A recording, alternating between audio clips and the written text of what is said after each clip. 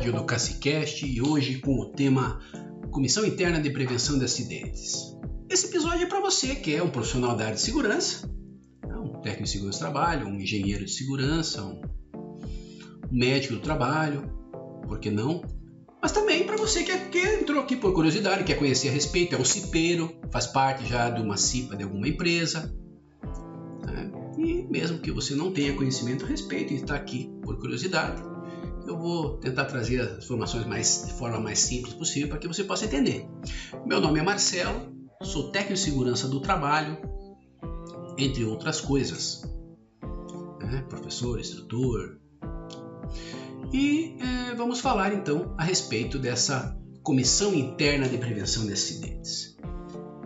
A CIPA está prevista com base na NR5, aprovada a partir da Portaria 3.214 de 78 do Ministério do Trabalho, isso na sua primeira versão, e que passou, dentre várias, a última atualização que entrou em vigor no dia 3/1 de 2023, pela Portaria 422 de 2021, e tendo ainda uma complementação em setembro através da Lei 14.457, que altera a CLT, que fala a respeito da inserção da mulher no mercado de trabalho e determina que a CIPA tome ações também em relação a assédio sexual, moral.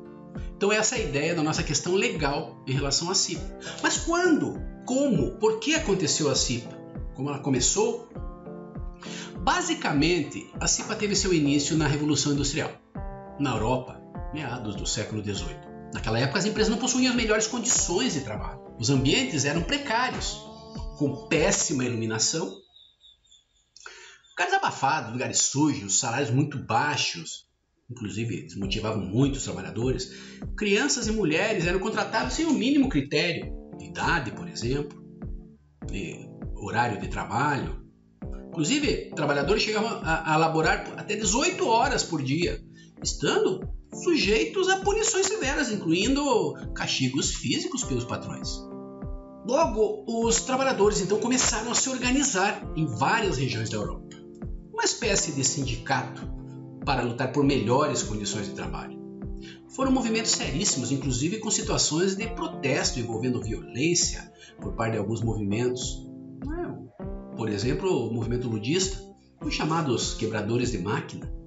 A CIPA surgiu na segunda metade do século XVIII, em função da chegada das máquinas e, consequentemente, um aumento expressivo do número de acidentes. Sendo assim, a proposta desses movimentos veio auxiliar para a formação de um grupo de pessoas que pudesse apresentar sugestões para a melhoria e correção dos riscos existentes nos ambientes de trabalho. Mas somente em 1921, a Organização das Nações Unidas, através da Organização Internacional do Trabalho, aprovou uma instrução para a criação de comitês de segurança nas indústrias, que possuíssem ao menos 25 funcionários ou trabalhadores. Já no Brasil, teve sua origem a partir da aprovação do Decreto-Lei 7.036, de 1944, foi quando isso aconteceu, mas ainda não tinha uma estabilidade organizacional e funcional, inclusive, devido a vários fatores relacionados a outras regulamentações que conflitavam com as propostas da Lei 7.036. Mesmo assim, em função do amparo que essa lei contemplava, abrangendo direitos sociais, constitucionais, de segurança do trabalho no Brasil, desdobrou-se, claro, nas atividades da CIPA, onde assim foi disseminado entre as empresas, com inclusive a fiscalização realizada por funcionários da administração pública.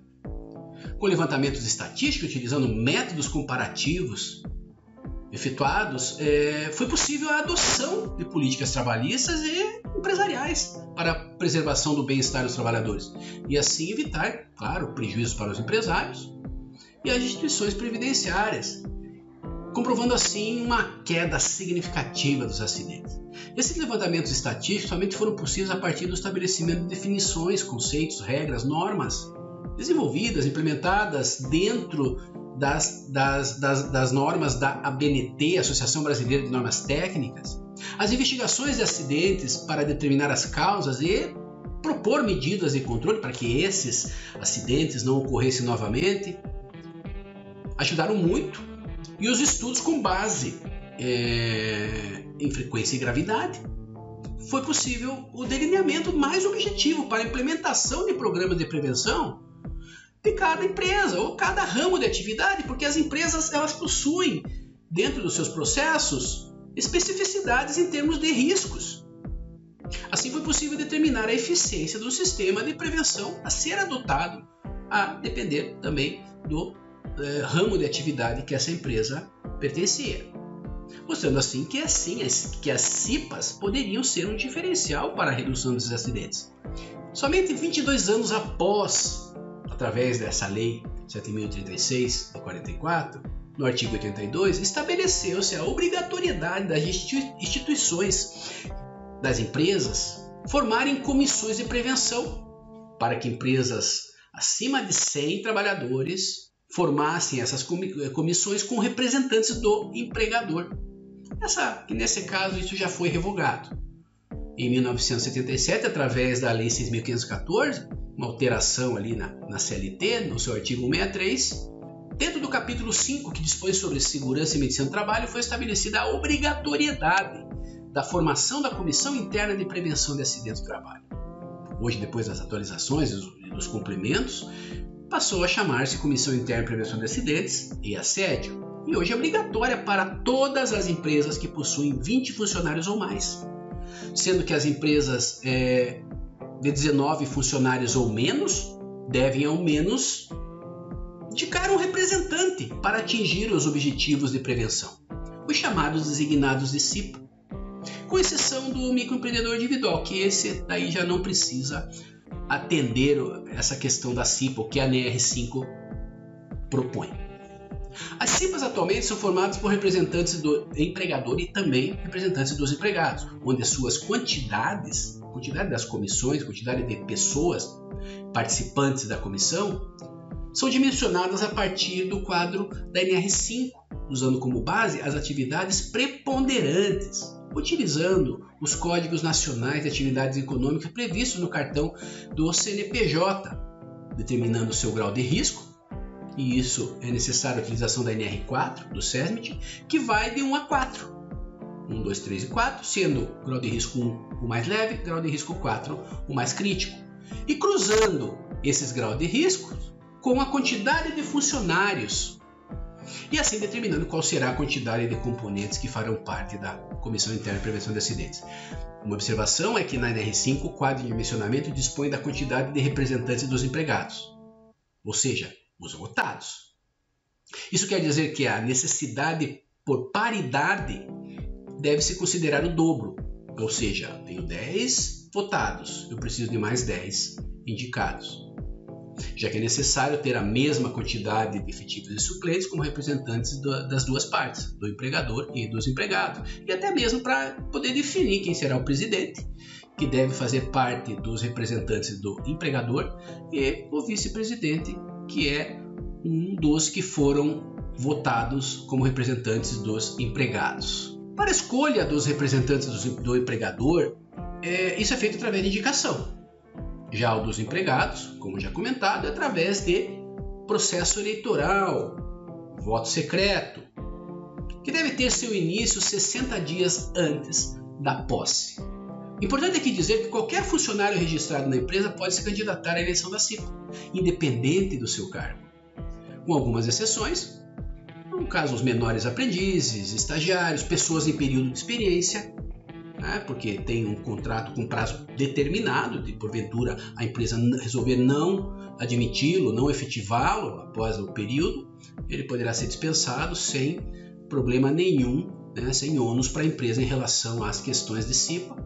E até não dá para deixar de falar do proprietário, é claro, ele também não pode participar da CIPA.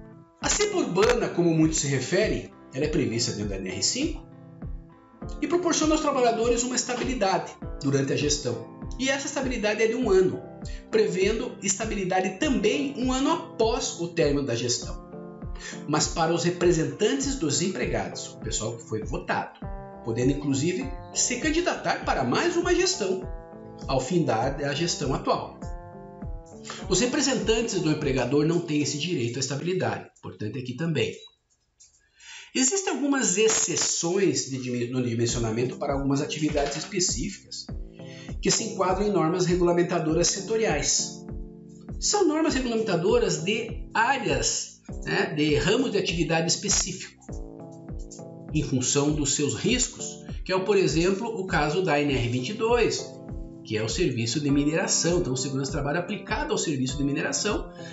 Existe lá a chamada CIPA-MIN, a NR29 do trabalhador portuário, que é a Comissão de Prevenção de Acidentes para o Trabalhador Portuário, que tem, por exemplo, quadro próprio de dimensionamento, não se utiliza o da NR5. A NR31, Trabalhador Rural, a CIPA-TR, também tem seu quadro próprio. E até mesmo a NR18, né, que é a Segurança do Trabalho na Indústria da Construção Civil, que tem algumas particularidades na hora de dimensionamento, em questão de obras. Então, falando de construção civil, não posso ter várias obras, então eu tenho que ver como vai ser disposta a CIPA para essas questões. Que nesse caso existem alguns detalhes referentes, por exemplo, obrigatoriedade de representantes da CIPA nos setores de maior risco, carga horária, né?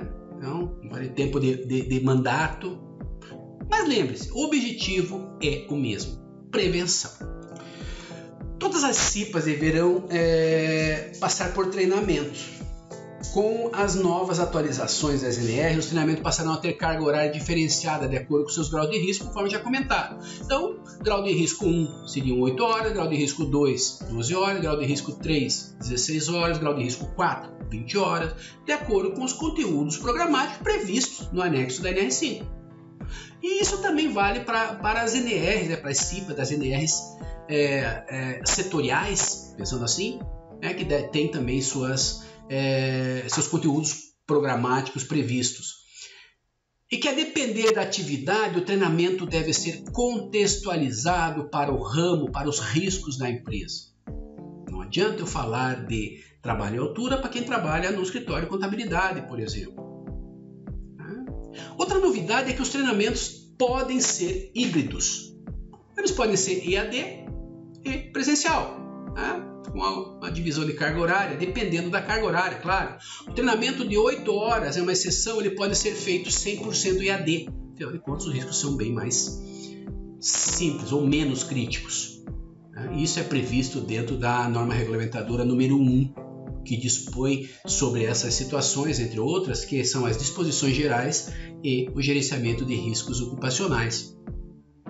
Tendo as empresas de treinamento que atender a alguns requisitos, inclusive para poder colocar para seus clientes treinamentos em formatos híbridos e EAD, como, por exemplo, um ambiente virtual de aluno, relatórios de log, entre outras situações, né? Os programas ali, os planos didáticos, os projetos didáticos, entre outras coisas. Isso está tudo previsto dentro da norma, a NR1.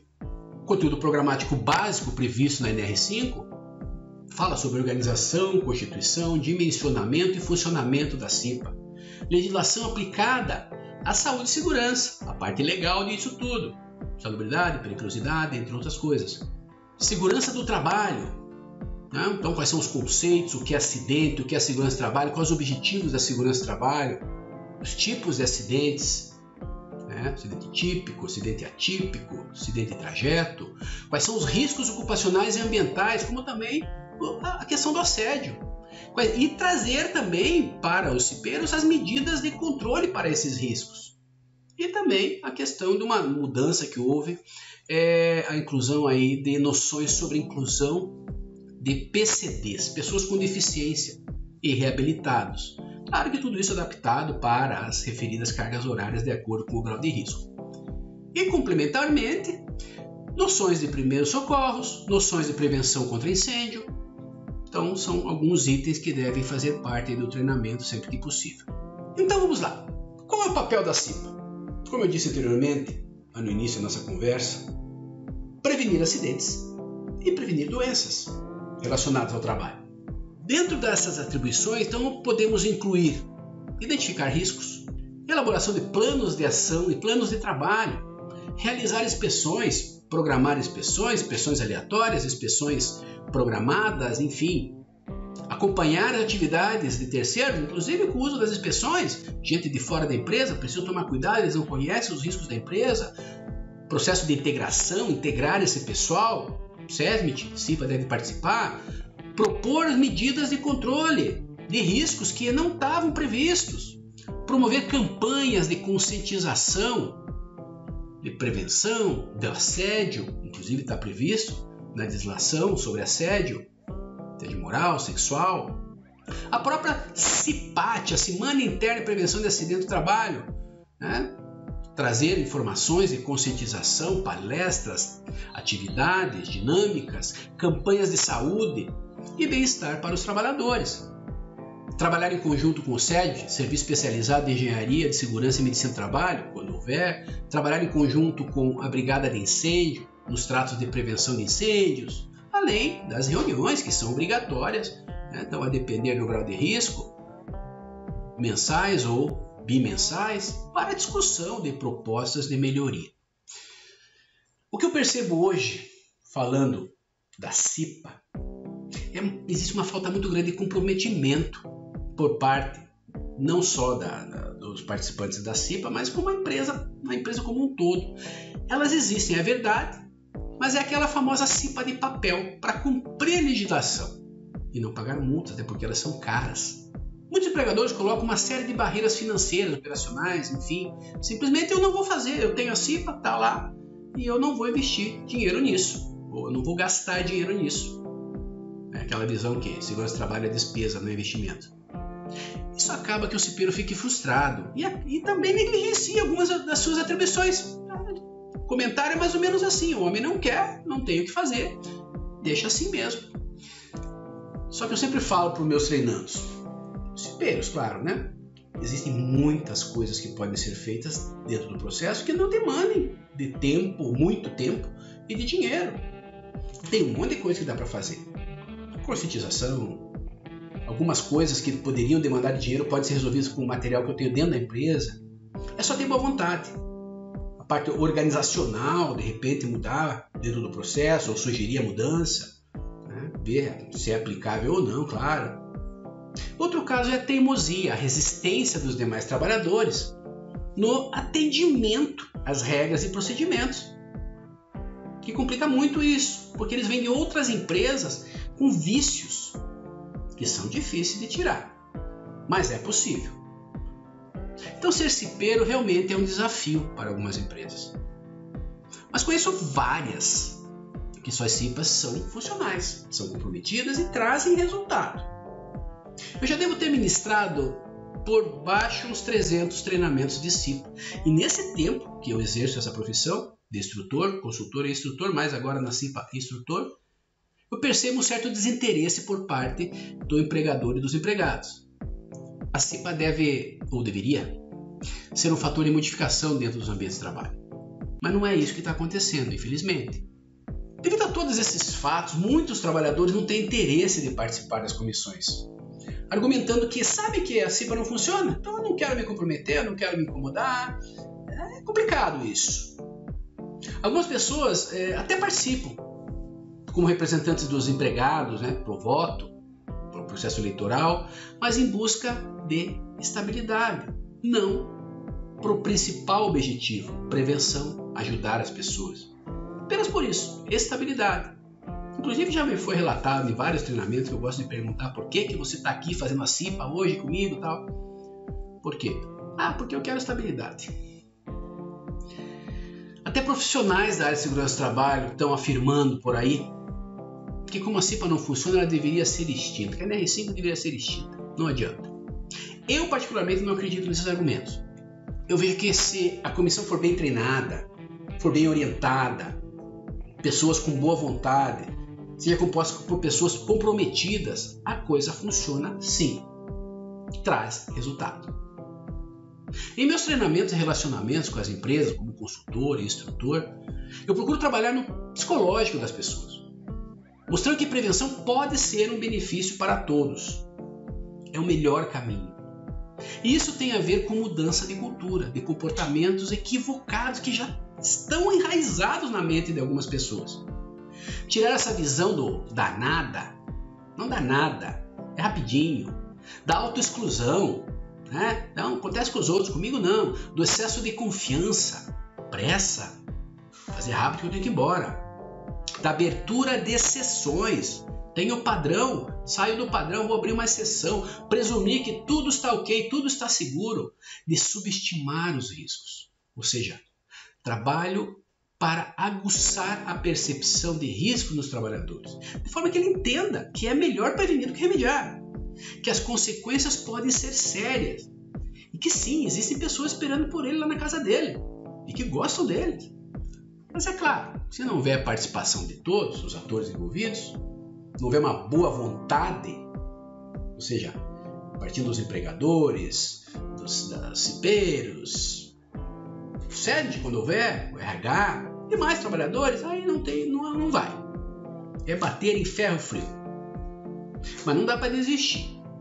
A nossa função, pensando no pessoal da segurança do trabalho, é continuar trabalhando em prol da segurança. Então a ideia dessa conversa, gente, foi trazer para você o propósito da CIB. Se você se vê em um desses atores, reflita sobre isso. Pense sobre isso.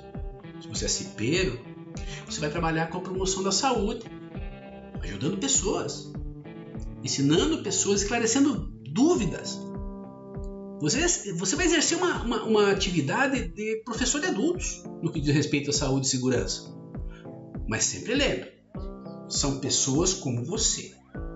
Tudo isso com respeito, com empatia, dando exemplo, simplicidade, solidariedade, né?